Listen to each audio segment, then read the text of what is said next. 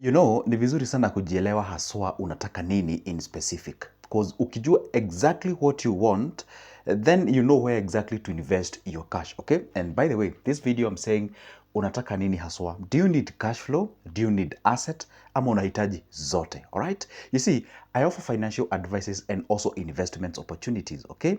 In terms of taking you through on what exactly you can be able to do. So kwa hii video nitakuelezea haswa specific kile kitu ambacho unahitaji. Na tutachukua categories ya watu watatu tofauti. Tutadeal na each and every individual. Tuone huyu mtu ako kwa situation gani in life, and then anafaa kutumia procedure gani na anafaa kufanyaje. Because I always receive a lot of calls from people telling me, hey, you know what, Joseph, I have this and this and this. I would like to do this and this and this. Okay, then I ask them, so what exactly are you looking forward to getting in return? So when I listen to what they want to get in return, I realize, oh, okay, huyu mtu alifikiria nahitaji hii, but in real sense hii ndio nahitaji kufanya. So kwa hivyo I suggest this would be appropriate route to follow to achieve exactly that.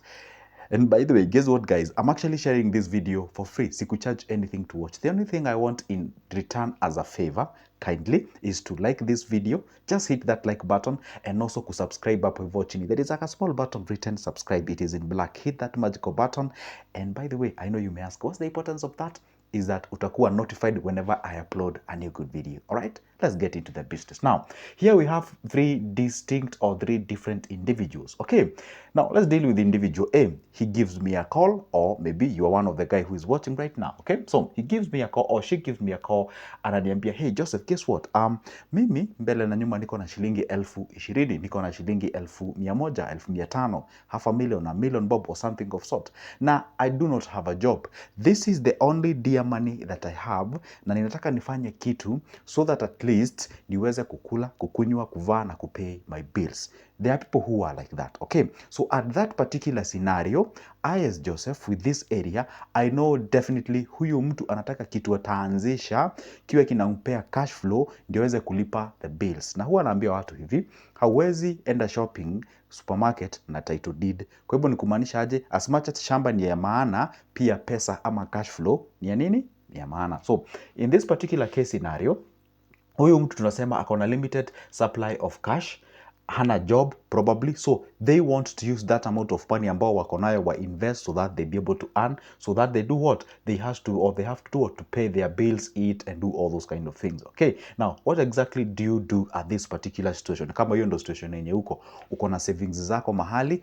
unahitaji kuchukua hizo pesa uinvest. You've been saving for quite a long time, probably you're contemplating ukuiti job yako, uende weke job yako so that at least you do what, uweke biashara yako so that at least you can be able to pay your bills. So at this particular case scenario, for an individual who really wants to pay the bills like tomorrow, like the evening, okay, at this situation, huyu mtu vitu ambavyo tunazungumzia akina money market fund, akina vitu kama treasury bills, treasury bonds, vitu kama shares na vitu kama hizo, this particular individual does not need those things unless if they have a good amount of money. Kwa mfano, let's say you have like 300,000 or 400,000, okay, and then you're contemplating this information, or maybe let's say you have like 100,000, lakini hii pesa you have somewhere at least where you are earning, so it means hii pesa unaweza igawanisha, unaweza decide some of the money uweke kwa money market fund, some of the money unaweza anza kabiashara kidogo. So at this particular point, huyu mtu, I would advise him or her to make sure that they start a business somewhere. And what are the parameters to use to start a business? I always give them throughout the time. Allow me to echo them. Number one, look at the demand in that particular area that you are in. Number two, answer the question of what gap do you want to fill. Number three, in the sense of the gap, it means like what solution are you trying to offer? Obviously, when I say a solution, they must have identified a problem that you want to solve, and then you get the money in return. Because don't forget, money is always a product given after solving someone's problem. Okay, so huyu mtu anafaa aanze kabiashara ama biashara ambayo itaweza kurun so that at least they be able to what, to pay their bills. Now that's the case scenario of an individual A. All right, now let's deal with the individual B and C, so that by the time now we understand these three case scenarios, then we can be able to know, or unaweza jua, okay fine, mimi niko kwa person C, B or something. Okay, now let's go to person B. This specific person B, this is an individual who has assets. And before I even continue, Have you ever been or have you ever seen somebody, ama unaona mtu ambaye kwa familia yenu ama labda jirani or something of sort, watu ambao wanakuanga na asset, mtu akaona tu ploti, akaona tu shamba, ama akaona shamba, you know, akaona vitu kama hizo, lakini this guy hananga cash flow. Cash flow inamaanisha aje? Hana liquid money. Unapatana na mtu akaona shamba kubwa, lakini hana uelewa wa kujua venye anaweza transform as big as it is aweze kupata pesa. Okay, I'll give a case scenario.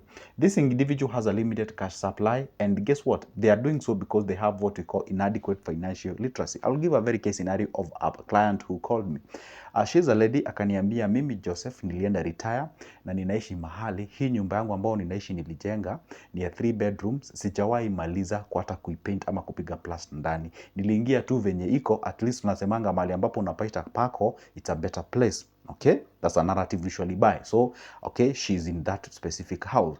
And again akaniambia, hapa niko na gari na ni aina ya Vanguard, na sijui haswa hii gari it's actually a Guzzler, inakunywa mafuta sana. So na mimi sieti kuna vitu nafanya za maana, so I feel like this gari is actually a liability to me. So they were asking, na alikuwa na I think 150,000 Kenyan shillings. So alikuwa anauliza, what can I do so that at least I be able to take my life on the foot, I don't want to rely on my children. So wakati nilisikiza the story yake, nika realize huyu mtu akona hiyo gari, akona hiyo ploti ambayo wanaishi, akona ploti zingine moja 8. You get the point? So the question was this, alikuwa anauliza ni biashara gani anaweza anza at least awe anajikidhi, anapata mahitaji ya kila siku. Huyu ni mtu ameenda return, akona plots kama 8. You see, huyu mtu ni mwenyewe unapata asset akonazo, but cash flow ndio yako limited. First of all, this individual we agreed to a point whereby anaweza uza hii gari at 2.5 million. Okay, achukue gari hata kama ni shilingi 1,000,000 ama 1,500,000 ama 1.4, because this person does not really need like that heavy car, because ako by herself. Anaweza nunua gari 1.5 million, amebaki na 1 million. This 1 million anaweza tumia ku renovate the entire house, at least aishi maisha decent.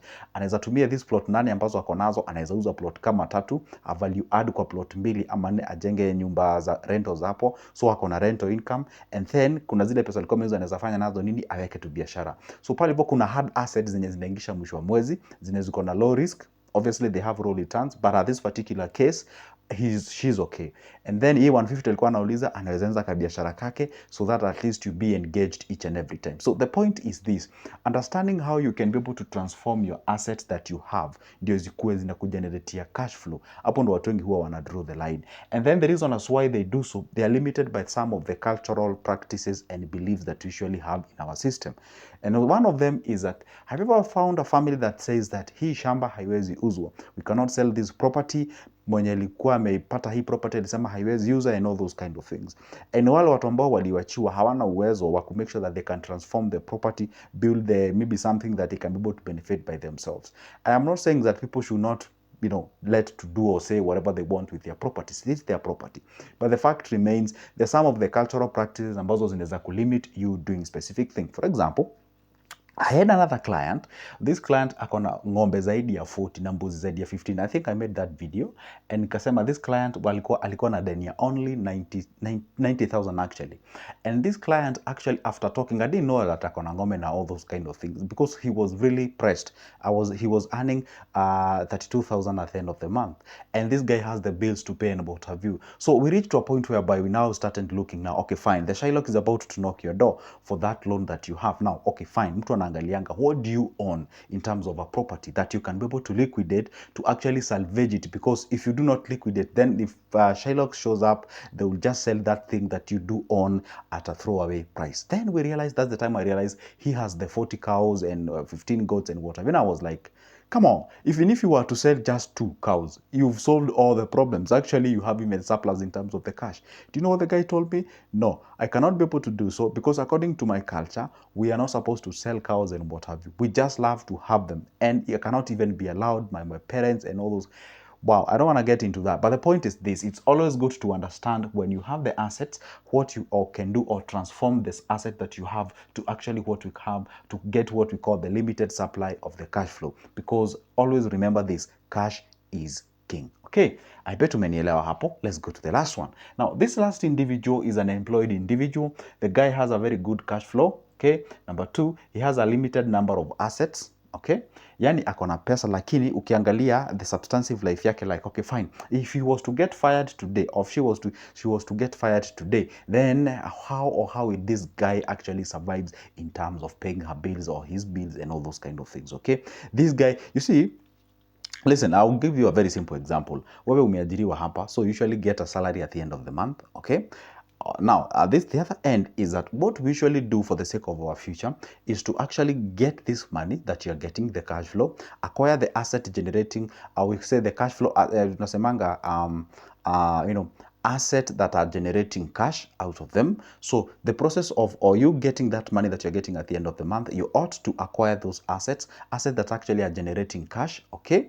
And you have within the capability to use what we call the asset financing. You can even use the banks or circles or whatever institution that you have, so that at least you can acquire these assets and later they can pay up themselves and you can have the asset by yourself. This asset, they generate money for you. We call them the passive income, or you can as well liquidate the asset to get the cash flow to channel towards that opportunity that you have seen. So our not na cash. And by the way, you'd be shocked, majority of the people fall under this category. A lot of people call me, if I ask you the three type of people who call me, these people who has money, but or they have money and they do not know exactly where to channel their cash, are actually one of the most people who usually call me, okay? And these guys are the larger population, and they are do what? They usually service what we call their wants and not their needs. So huu ni mtu akona do lakini hana asset, huu ni mtu akona asset lakini hana do, huu ni mtu mwenye hana asset na hana do. You get the thing? So there is no way unaweza anza kupata asset bila do. So there is a procedure of getting the money first, because the money is the one that is used to acquire the what? The asset. The only way you can acquire the asset before the money is through what we call the asset financing. And the way for you to qualify for the asset financing, obviously you have to prove the existence of the what? A good cash flow, or what we call the good credit record. All right? So the point is this. Now, you watching me, now out of these three guys, where do you fall? Now, this is what I will tell you. If you realize you're person A, B, or C, or whichever the personality you are in, I've actually offered each and every solution of what exactly that you're supposed to do, so that at least you know, or where to apply appropriately, so that at least you can salvage your life. Even on a fact understand, cause you might realize one thing, hey, you really need money. Can you imagine this? Mtu anahitaji kupata pesa jioni ndio aweze kununua unga ama kesho kutwa ama hiyo siku ingine, okay? Now, can you imagine talking about shares to this individual? Unamwambia yeye nunua shares, invest kwa index fund, invest kwa money market fund.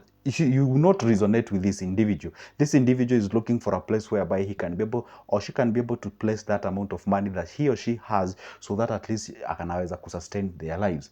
Can you imagine now talking to this individual who has the asset, and you're telling them, hey, guess what, acquire more asset and what have you, but their life is not so much okay, because they do not have what? They do not have the cash flow. So at this particular point, you need to understand one thing. This guy is very good at actually having the asset. So what do? You actually channel or try to get the guy into a situation whereby appreciating the fact that cash flow is king and it's necessary in someone's life.